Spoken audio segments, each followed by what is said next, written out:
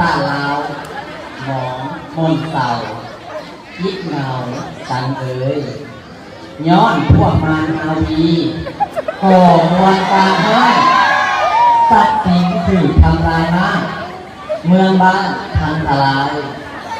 จูดเขาเมืองตามมากเสียงปืนก้องตานมันก็ผิดโทษกันของพวงคนลาวทางใต้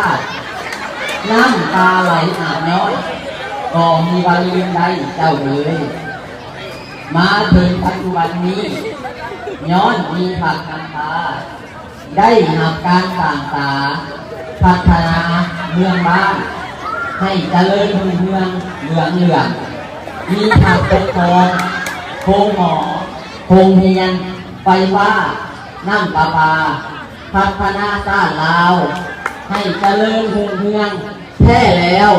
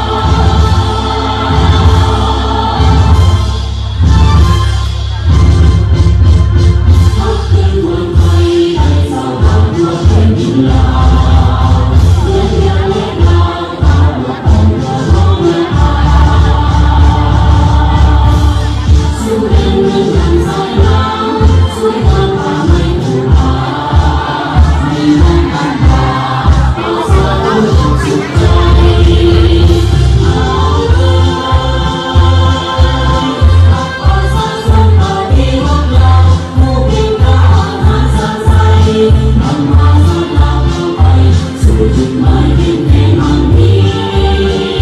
ยอมมี